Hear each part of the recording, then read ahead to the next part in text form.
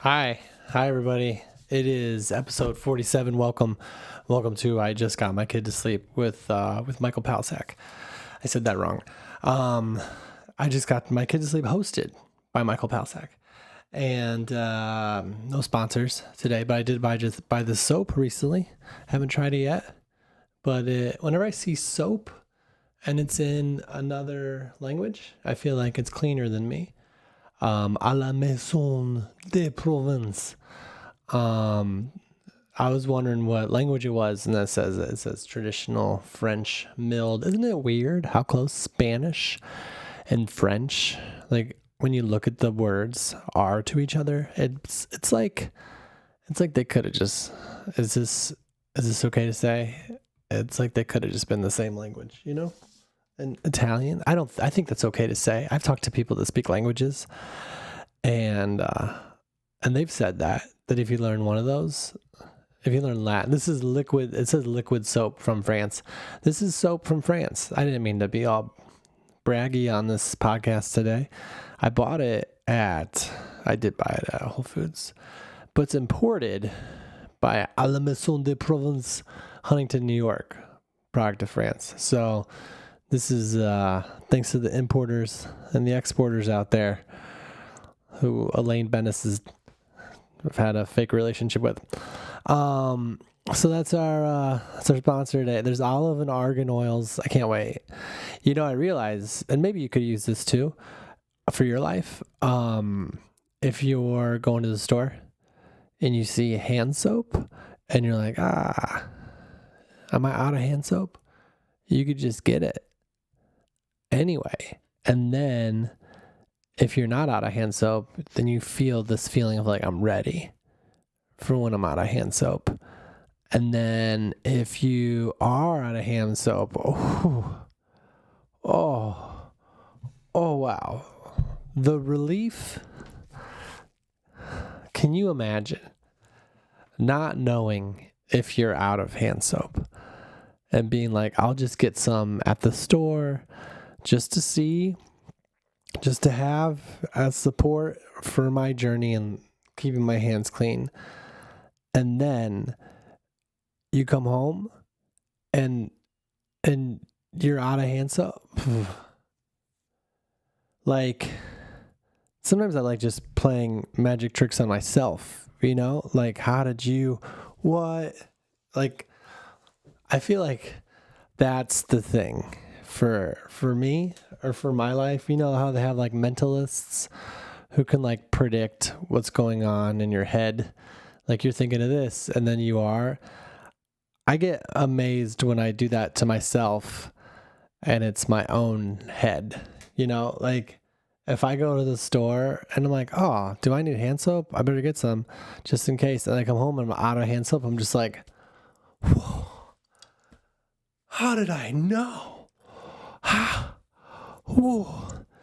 Oh my, you're telling me that you went to the store knowing everything about your life and you didn't know whether you needed hands and you bought some and it turns out that you did need it?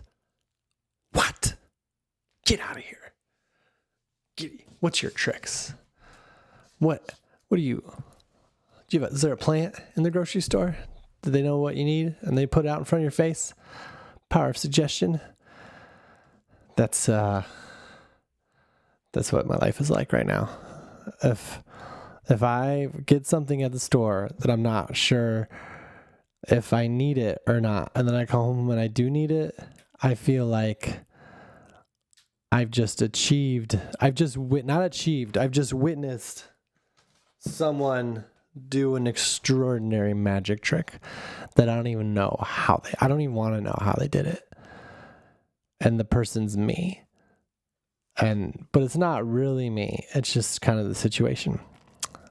Because that's how organized my life is. That's how it's organized. It's not super, you know, I'm a dad. I don't know if you know that. This podcast is called I Just Got My Kid to Sleep. Hello, sleepers. Those are cold open for the day. And And they say as a parent, things are going to get messy and unorganized and stuff. And I think sometimes that I might lean on that too much. Like when my son's like, do you want to play video games or whatever? I'm just like, oh yeah, because this time's for us, These days are going to go by too fast. Also, I've never beaten this game before, and I know you're not that good at it, so basically you're just going to watch me play. Like this is the time that I have, I'm going to be 80 and wish I was in this moment. How bad is it to be 80?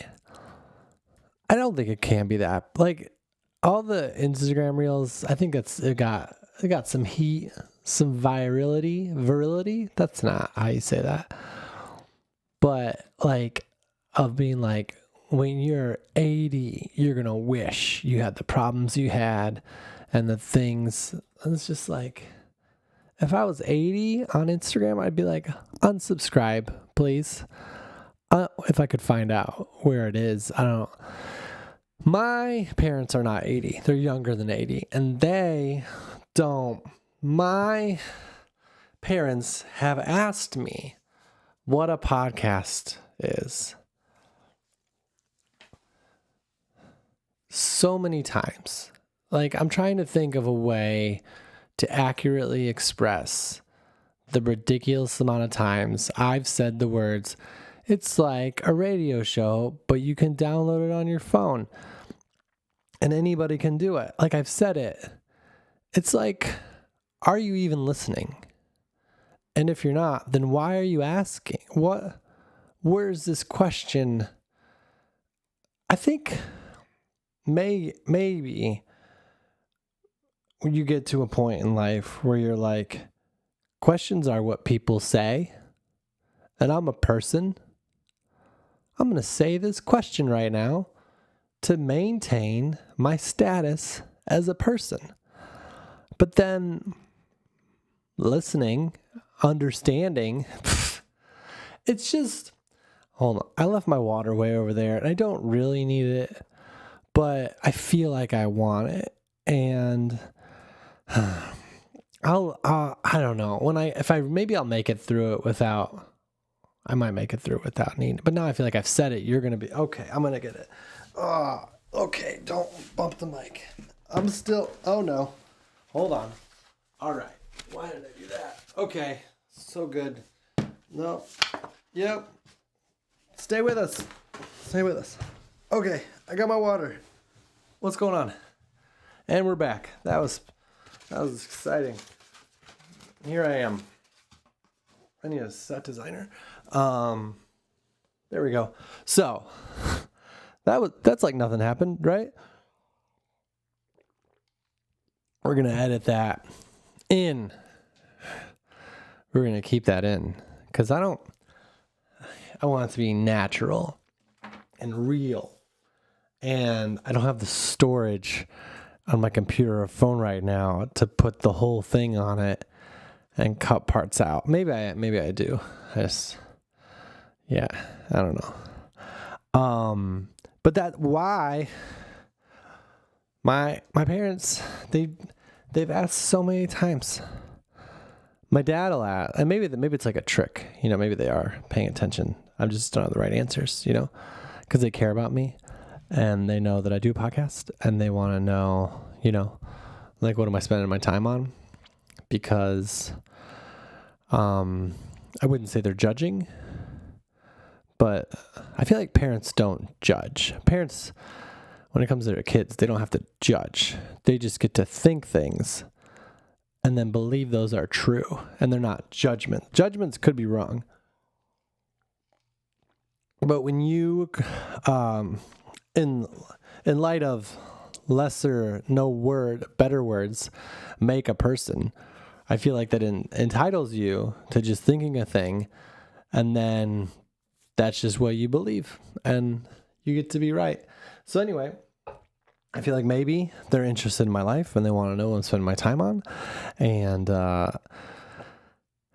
And finally, I told my dad, he was like, why do you do it? And I said, because I used to say like, well, it's a way to sort of stay in touch with people or to talk, have a thing that people can watch or people come to my shows or whatever. And then he asked another time and I was like, it's fun.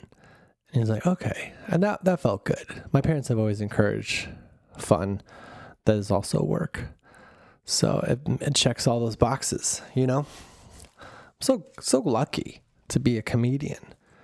Like anything I do that has some sense of organization, it's like I'm getting my life together, Like if I was, I don't know, maybe if I wasn't, but if I was like a teacher and I was doing a podcast, people might be like, oh, it's taken away from your teaching or whatever.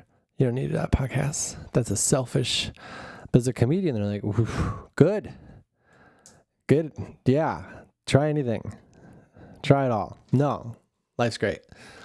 But yeah, I don't know why my parents don't know what things are, and they're not even 80. I wonder what life will be like when I'm 80. Like, I feel like when I'm 80,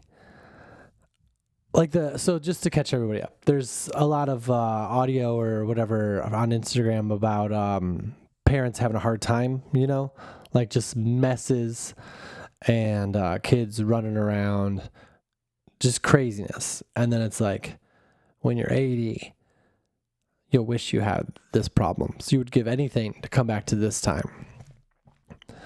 And I don't want to think that way, That's not. I want to think when I'm 80 that I'll just be like, I'm done with that stuff. I'm gonna do 80 stuff. I kind of explained this a couple times already. I know we got a new kind of setup. The mic's kind of in my audio guy is figuring stuff out still, but I think we got it. I think you can hear it. You can kind of see my face. You can see my trophies. Jack, my son. Jack is my son. He's 6 years old, and he's newly 6. He's not even 6.5 yet. Kids love halves when it comes to their ages. Like they can't not be the age they are fast enough. Like they're the ones that we should be like, hey buddy, when you're 80, you're gonna be wishing you were 5 and not 5.5. Kids. That's the thing. Someone said that before. Wisdom's not wasted on the youth. Looks are wasted on the youth. I don't know. We don't come here for quotes. But I feel like, yeah, they just want to grow up. They want to grow up and they're 5 and then they're 5.5. The day before Jack turned 6, someone's like, how old you are? And he was like, I'm 5.5. I was like, well, they're not teaching fractions in kindergarten, are they? Because you are 5 and 365ths. I didn't have the heart to tell him that. Anyway. I say anyway as if like I had something that I was going to talk about instead. How's this tone? We like the tone. I don't want to be screaming. I feel like this is a new leaf. This is like episode 47, but episode 2 of calmness. I forgot to mention on this podcast, and any others that I've done recently, that when I was in Iowa opening for Kathleen Madigan at a show, I had a friend from high school come, and her parents took me out to dinner. Not only that, but her mom brought treats for me to eat later on. And I've known them, longer than I've known anybody, really. And she told me when she gave them to me, they're like brownies, but like brownies with frosting. Like I think she said ganache. I don't know. It was so rich. On the box, she wrote, "You can only eat one of these at a time." Like not even just one at a time, but like one per sitting. And she gave me like 10.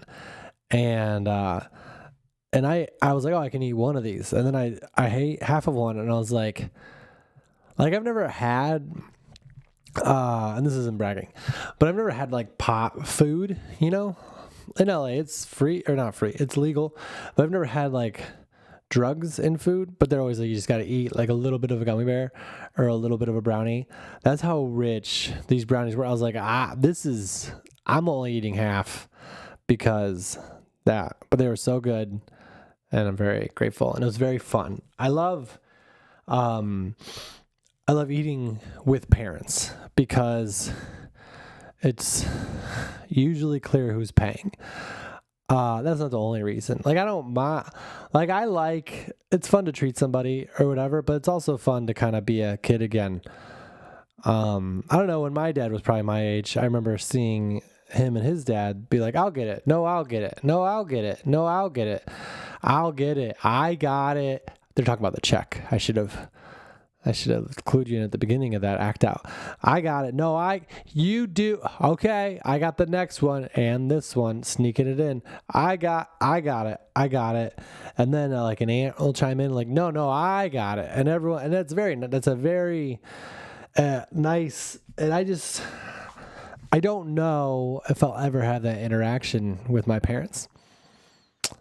They're very supportive, and if we go out to eat, I offer once, and we all kind of know that there's not a lot of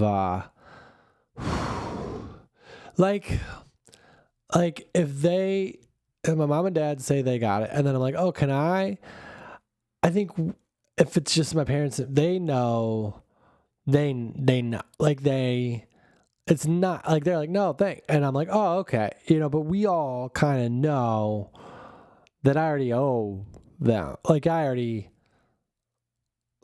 owe them all right. Like I lived at home for a long time and like I drove their car. Like not that I'm trying to make up for all that, but like in one dinner, that would be interesting. Like, oh, I got it. Oh, wow. Well, that covers my childhood. Thank you. One dinner. Whew. Thanks I worked, to help pay for college, but college is more expensive than the jobs I had. So, you get money from schools and stuff. But yeah. I think we all know when I'm with my parents, if I say, can I? They know that, not that I would have to borrow it from them to pay it, but I'd have to, that'd be on a card. It's going to be on a card. But who knows, everything can turn around. That was my whole strategy growing up. And, well, not growing up, but like in comedian, when you're trying to pick out a career, because people are always like, what'd you do first? And I was like, well, like, what'd you do before you became? I was like, well, I moved back home with my parents. And like that was my job plan. And that was my whole thing. Because in comedy, like we all know who they are. There's comedians who are very, very, very, very, very, very, very successful. And so I would take, when I was starting out, not now, like now, I feel like, I don't know, your career is your career and there's highs and there's lows and all that stuff. But when you're not even ever making any money yet and your parents are like, how are you going to make money? I would be like, I'd be like, oh, Dave Chappelle came to my college and he made this much money. Wow. Or like, you can sell a screenplay for $60,000. Wow. And they were parents who said that you could do whatever, they always believed. And that was their major flaw, I guess. Not that I have, we're working it out, but if they wanted me to get dinner every time, that's all I'm saying. Anyway, I had a great time this weekend. I got to go, well, I don't know if it's because of where I was. I was in Michigan. Not to say that those places weren't nice, but I was in Owasso, Michigan, and I was in Tecumseh, Michigan. I'm going to say Tecumseh, even though I was told that's not how you pronounce it. That's how I feel comfortable pronouncing it. and that these theaters, I felt very honored to perform at these theaters because as a comedian, like here's the steps. There's like open mics at like a place that doesn't serve alcohol, or like not a bar, not like a cool bar. And then there's an open mic at like a bar that's like a good open mic. And then there's an open mic at a comedy club. And then there's like a showcase where you don't get paid, maybe a little bit, but it's at a comedy club. And then there's like a cool show at like a non-comedy club. And then there's like a weekend at a comedy club hosting, and then featuring, and then opening for someone at a theater. And then it's like, oh, doing a theater, I feel like is like really, really up there, no matter how you get one. So I was really honored to do these theaters. And I went to Owasso, and then I went to Tecumseh. And what was I going to say? Tecumseh was very fun. Owasso was very fun. Tecumseh, they ran out of beer before the show, which I've never had happen at any of my shows before. Because, like I said, I opened for Kathleen Madigan a lot, and I think people, when they work at a theater and she's the headliner, I feel like they just know that the people that are coming are probably going to drink. And at comedy clubs, like, they have a 2-drink minimum. But this theater, they were like, we just sell wine, but they sold out of beer. And they were like, this is where I felt like I was like really, there's a moment where I was watching Comedians in Cars Getting Coffee years ago, and it was like Jerry Seinfeld and Bill Burr. You know, they're huge. It's great. And they're talking about doing TV shows. And Bill Burr was talking about how, like, you know, you don't really know what kind of power you have when you're the comedian on the show. And Jerry Seinfeld's like, well, you should make it exactly how you want it because it's your show, and chances are you're right. And Bill's like, well, I don't want to be difficult. And Jerry was like, I'm using their first names, like we're friends. And Jerry was like, well, no one ever, you know, got fired because they were difficult, or like no one's ever been like criticized because they get fired if it's bad. So it's kind of like your job just to make sure it's good. So anyway, I find out that they're out of beer, and not that like people have to drink to watch my show or whatever, but like that's a way that people make money in the theater too, you know? Like these are theaters that are pretty much, I don't know if they're nonprofits or they're run by you know, sponsors or whatever, but like if people want to buy alcohol, that's like a great way to help sort of like Alice in Wonderland Jr. was next. That could support the next Peter Pan Jr., which I feel like Peter Pan is already a junior. Alice in Wonderland was the next show that was after me. And not like the Late Show, but that one. But Alice in Wonderland Jr. is the Late Show. Michael Palasek's the 7, and then at 9:30 we have kids age 5 through 12 doing Alice in Wonderland. We just didn't want Michael to have to follow it. You know, it gets a little crass at the tea party. No. Alice in Wonderland Jr. was the show after me, and the set looked amazing. But like that's kind of already a junior, right? Like Alice is a kid. A bunny can be a kid. I guess the Mad Hatter's like a grown man, which that's kind of a problem. But that's kind of the only. Yeah, and I guess the Queen. Okay, I was wrong. You had to say junior. But yeah, they sell a lot of alcohol. They can, you know, support whatever. So I hear backstage during the intro that they're out of beer. And so I'm like, oh, I gotta figure this out. So I text the lady who booked it, and she's very nice. Her name's Amy. And I was like, hey, we can do an intermission. And a lot of comedians don't like intermissions. I was told, because like there's a momentum to it, and they don't want people to like lose their momentum. I found that intermissions are the best. And maybe it's because I relate to it, you know, like I'm really comfortable if I had to go to the bathroom and I got to go to the bathroom, or if I really wanted to drink or whatever. I just think like when I'm at a play, or when I'm somewhere where there's an intermission, I'm never like, oh man, you know, like at halftime in a football game, I'm like, no, let's just keep them going. Like I'm looking forward to it because I don't want to miss the action, you know? That's why commercials work, because you can get up and leave. That's what this world is. That's what our country was founded on, was a good intermission. So as a stand-up, if there's a shot that it would help somebody, I'm like, let's do one, you know? People come back refreshed, and they did. So I went back. around the stage, and the doors were just like open to the lobby, which is kind of bad for lighting. And I was like, hey, can we close these? And they're like, oh, people want to buy a drink. I'm like, no, they'll come at intermission. So I'm like, oh, I fixed it. I fixed this thing.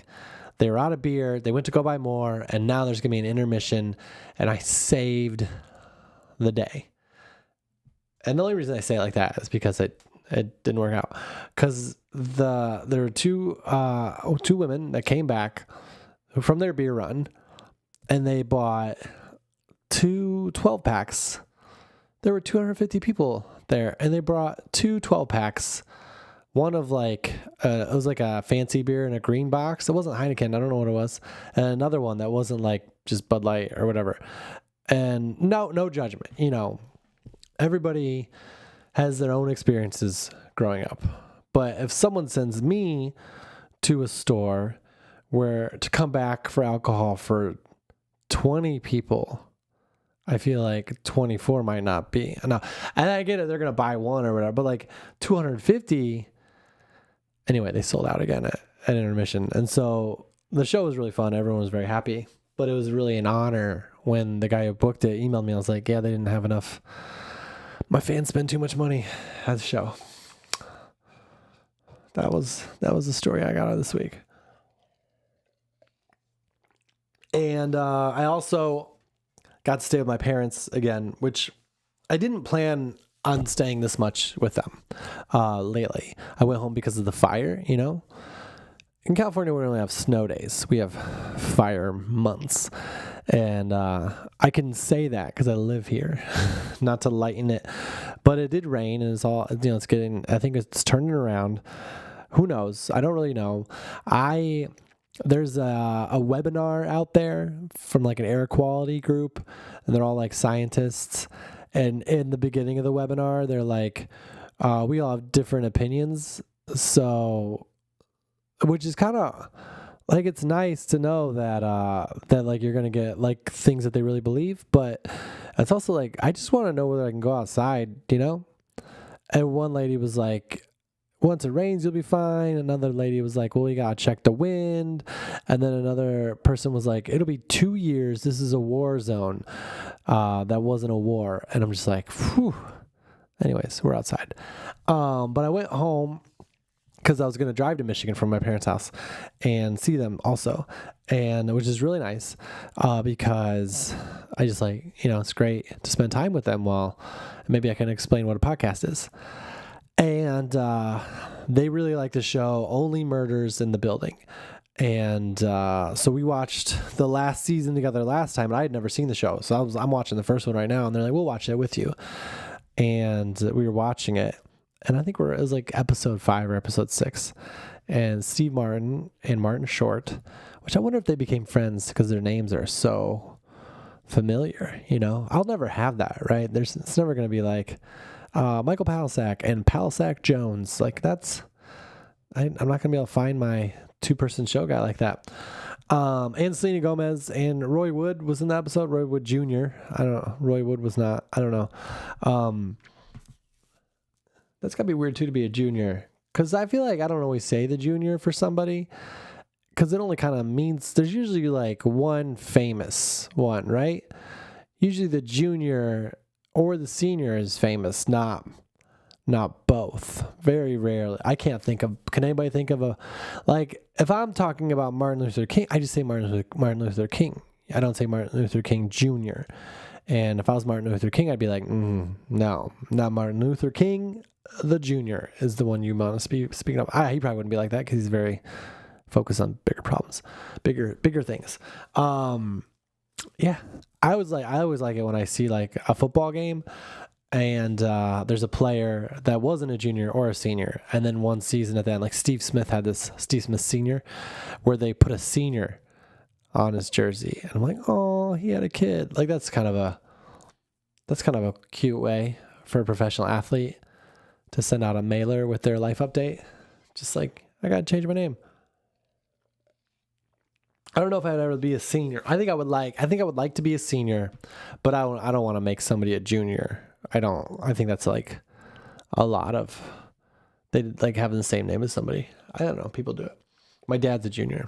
That's and his dad was a senior. That's how that works. And they're both, yeah, I don't know. Fame doesn't matter. But so I'm with my mom and dad, and we're watching this show, and Martin Short, the episode's ending up. And if you haven't seen Only Murders in the Building, here's a quick recap of the show. It's like, it's so smart. They took this idea of like murder podcasts, right? True crime podcasts. And they took like the 2 or 3 people who love them, and then someone gets murdered in the building, and they all meet each other, and then they decide to do a podcast just about murders that happen in the building. I haven't gotten to that part of the show yet, but I think that's what happens.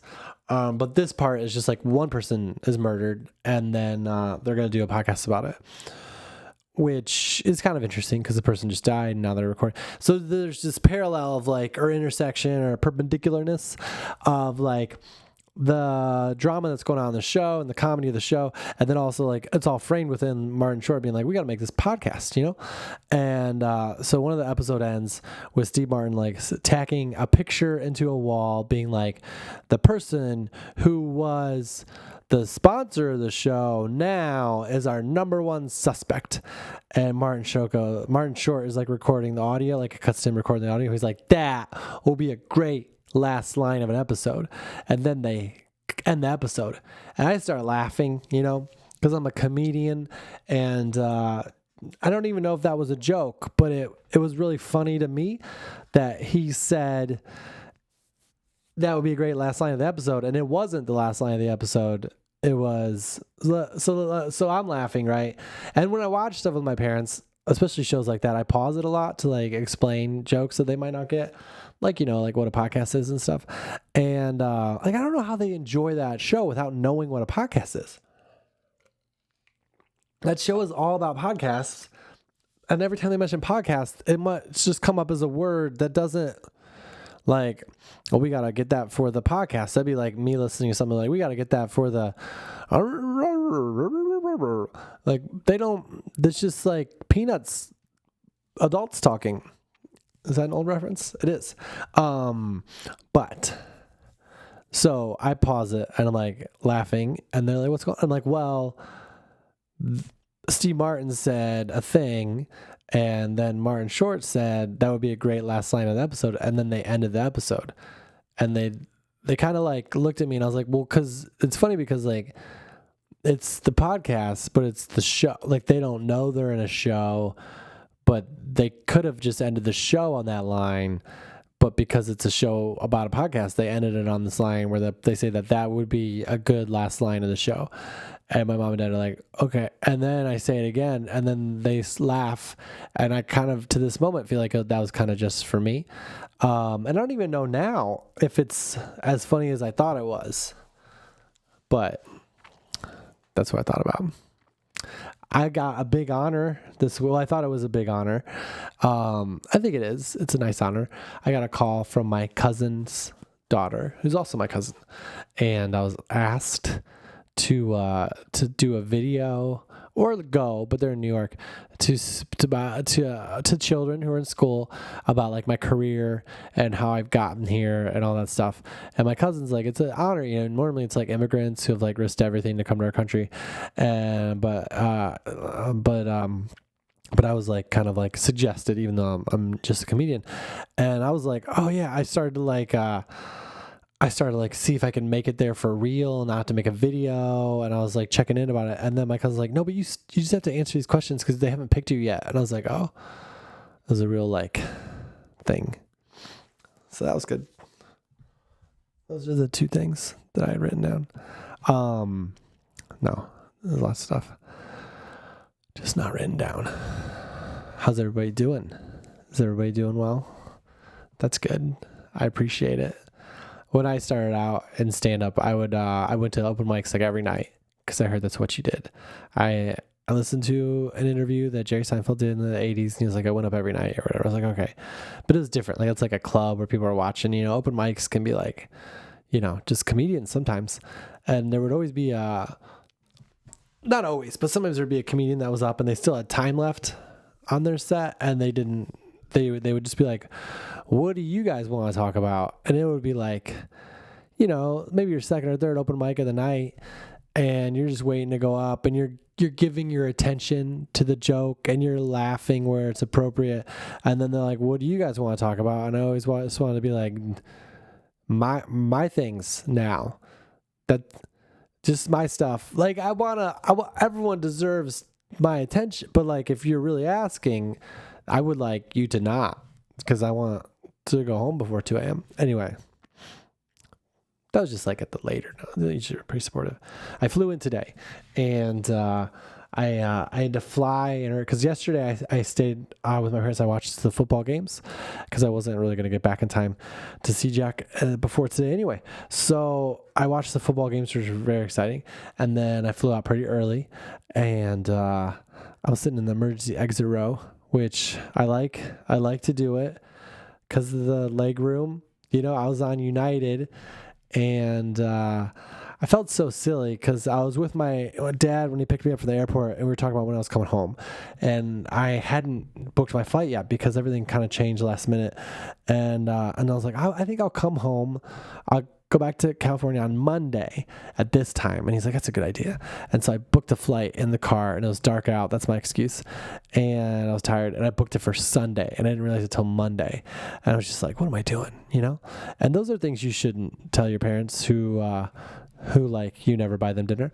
Because a Sunday night came along and they're like, all right, you ready for your flight? And I was like, I just realized that I booked it for today. And they're like, what happened to that? And I'm like, well, I didn't get on the flight, like, what do they expect me to do? Like, well, I used it, but I'm back. No, like, that's probably confusing to people. No, I just booked a flight and I forgot about it. And then I booked the real one the next day. And I could see the downfall in their faces, because they were like, oh, that's money, and, but for me, it's like, I don't know, it's a business. And I get points, and I feel like when you travel a lot, that means you're working a lot, and you're making more money, and there's going to be some stuff that doesn't go great because you're bouncing around so much. So like, you can say no to stuff and make less money, or you can say yes and maybe lose a little bit because you double book a flight or whatever. And but I could see the sadness. My parents were born in the 50s. Like, we don't. Wasting money like that. And I wasn't trying to, but then I tried to I was like, well, I could get points or whatever. And then I was like, I think I could probably just call and see if they would understand. And they're like, you should call and see if you can get your money back for the flight you didn't get on, which I will call. But I do feel like bad about it because I feel like those are the rules, To me, those are the rules. Like, that's like playing basketball and shooting an air ball and being like, can I get another one? Life isn't golf. There's not mulligans. I missed the flight. Move on. We'll sell tickets, right? Speaking of tickets, I will be in San Diego this weekend. Well, La Jolla, which I just found out isn't a city. It's just a village, or like a sub-city or neighborhood. That's what it is, according to my Meta Facebook ads. La Jolla this weekend at the Comedy Store in La Jolla. It's such an honor to be performing at such a club that has such a history, and is connected to the one on Sunset. And I'll be there Friday, Saturday, and Sunday. And then the next week I'll be in Ogallala, Nebraska. That's a real city. I don't know if that's how you say it. Ogallala. It kind of sounds like you're saying ugly, and then you're like, la, la, la, la, la, la, la. Where are you going? Oh, it's ugly. La, la, la, la, la, la, la. And Thursday in Greeley, Colorado, which is near Denver. So close, I think. But if you're far away from Denver, don't go to that show, because I will be in Ridgeway, which is near Montrose, in May. So that's something to think about. And then on Friday and Saturday, I'll be in Casper, Wyoming. So and then Reno the next week. So lots of shows. Anyways, so I'm sitting in the emergency exit row, right? And I was flying United, and I get the, economy plus or whatever, which the first flight I didn't, because I just didn't I feel like I wanted a window seat, and I booked it last minute because I thought I booked it for the right day, the first one. And that was the only one I could get, was like a end of the plane window seat. And that was like really cramped. and not super fun. So then I'm like, all right, I'm going to sit in the emergency exit row on the second flight. And I did that, and I fell asleep, and it was beautiful. And like when you're asleep and you think once you wake up, you don't know that you were really asleep. I don't know if that's what happened. Like I might have been really out, people trying to wake me up a lot, and I'm just not reacting. But from my story, like if you're asking me what happened, I'm like eyes closed in my seat, headphones in, listening to the rainfall. I'm trying to get the rainfall in California. I just feel like it's good vibes. And all of a sudden my seat, it feels like a kid is kicking me in my seat. And I say kid because I don't think adults can really kick somebody in the seat. That's like you have to be under 12, I think, to get away with that. Can you imagine if you're getting kicked in the seat on an airplane, you turn around, it's just like a 60-year-old man, and you're like, what are you doing? He's like, I don't know, just bored. No, it feels like I'm getting kicked, and I'm like, so I open my eyes or whatever, and the flight attendant, not a smile on his face, but like a decent look, not angry, but he's like, hey, your bag is you gotta push your bag in. And I look down, and when I travel, I have a backpack, and then I got one of these like reusable bags. Like it's a reusable grocery bag that I'll just like put stuff in, because you can carry two things. And so if I need something, I put it in there. And so that's what he says is out. And I barely nudge it. And he's like, that's good. Like if I'm giving him the benefit of the doubt, maybe I moved it like 6 inches, but I feel like I didn't do much at all. And then I turn around to see like who was kicking me, and the guy sitting next to me and the flight attendant was like, oh, that was me. Like in order to tell me that a bag was maybe a couple inches blocking the emergency exit, which I get it, it's an emergency exit, I understand. He grabbed my seat and rocked it back and forth. And I don't know. Where are these rules? Where are my rights, right? Like, I think first you do a sir. I've woken up to a sir many times. Sir, I'm up. What do you need? Move it 6 inches? Done. Let's go. I'm a safe guy. Then maybe, can you tap him on the shoulder? I get it. He's got to touch me. But it's like, when you're moving my seat back, that's like an aggressive, like that. Like if we were brothers, I would want to fight you, like, anyway. So then I was awake. Yeah. And it was okay. It was all okay. Let's see what's in here. I got to do some pictures with some people after the show, which was really nice. And I was really impressed with the people in Tecumseh and how good they were at picking out the person in line behind them to take the picture. Because in my opinion, and this is going to sound genderist, but the best person to take a picture is a woman who is younger, who like their first phone was a smartphone, who doesn't remember that there were not cell phones. That's the person you want to take your picture. Like I've been in lines before. We're not in lines, but people are like, can I take a picture? Oh yeah, of course. And they give the line to like an old man who like, he doesn't even know what a podcast is. Like he doesn't know how to do his own phone. And like, so he's, how sometimes you give your phone to someone to take a picture and they'll take a picture of their own face. I feel like he would do that and just be like, I think your phone's broken. Like so they were really good. Like when you're looking for a good picture, I think selfie is always number one option because it looks so like we're having a good time. Like if a picture had a voice, that would be even if you're looking sad in a selfie, like, because no one's going to believe that you're really sad because you're taking a selfie. Like who is getting sad in a moment and be like, I need to remember this. Come here, friends, who's going through this moment. No one's really visually sad anymore, which I think is sad. I think that's one thing I try to instill in my son is that when he's sad, here are the steps. These are the steps for being a parent. This is the advice part of the show.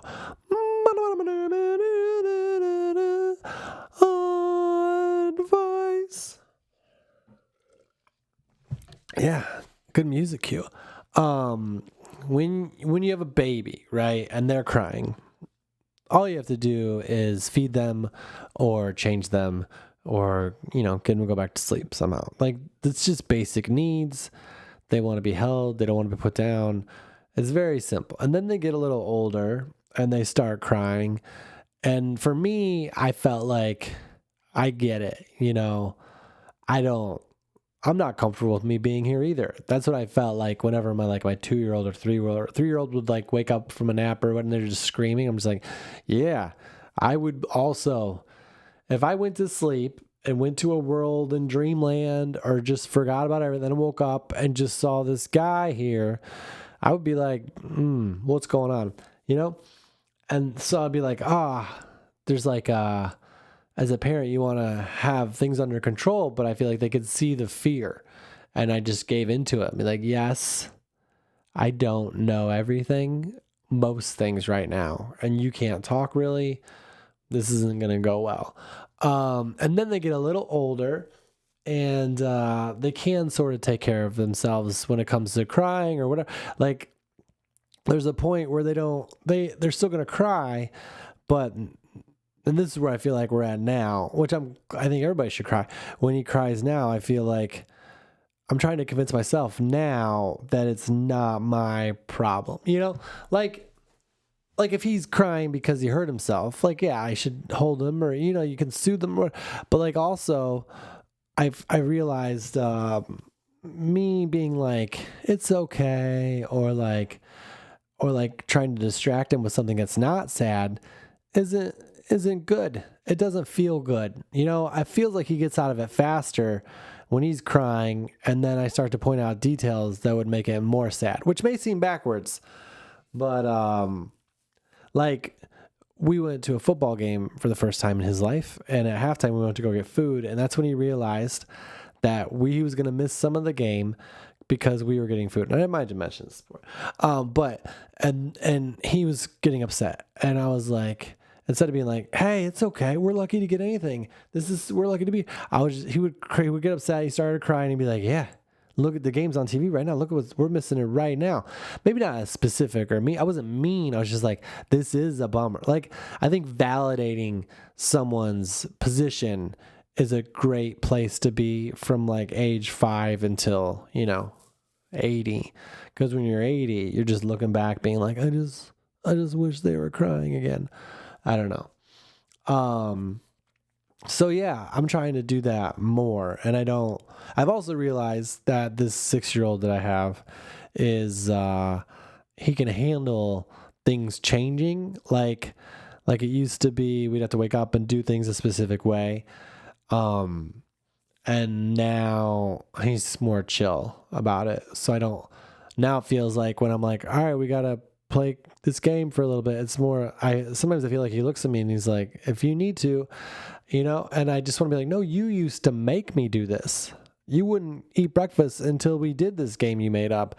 And now he's like, oh, yeah, that's good. Like, it's good. Like, one thing I do, which I don't recommend, but it's kind of good, I think. We moved into this apartment.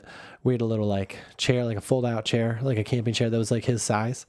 And I just felt like in my parental rebelliousness, I was like, I think it's weird that we all have to sit on a big table, because we're adults. I think we should sit on the floor sometimes, and that we should sit at a table sometimes. So like everyone gets a chance to feel, which doesn't make sense because when you're sitting in like a high chair,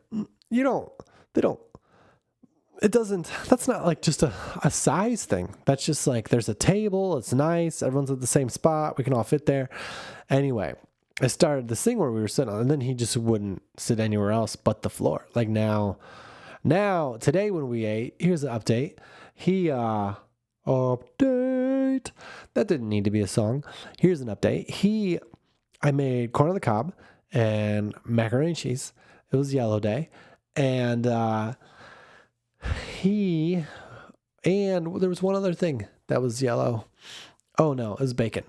I don't know. It's protein, right? It's not yellow. That'd be weird. He would take the corn on the cob and walk around the room in the apartment just eating corn on the cob. And it's like a vegetable, right? And I'm happy he's eating. So I'm not like, and it's not like super messy or whatever. I mean, it is, but it's not like crummy. It's not like bread. And then no sitting at all. And then he would take the neck. He ate all three. He ate mine. And then he ate my bacon also. And I used to get him to eat that way. I used to be like, hey, this is my food, and I put it on his plate. I don't ruin my plate, so don't eat this right now. And then he would eat it right away. And now he just eats all the food, today specifically. And then he would tell me about his day, and then he barely touched the mac and cheese, and that was how he ate. And recently he was like, maybe we'll sit at a table for special occasions. So there's a step there.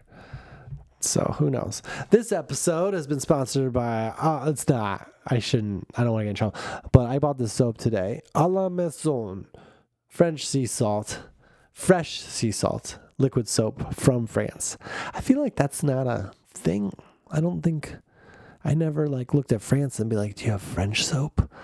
I get it. Like maybe hotels, it's glycerin rich. Like what do they have in that country over there with a language very similar to Spanish?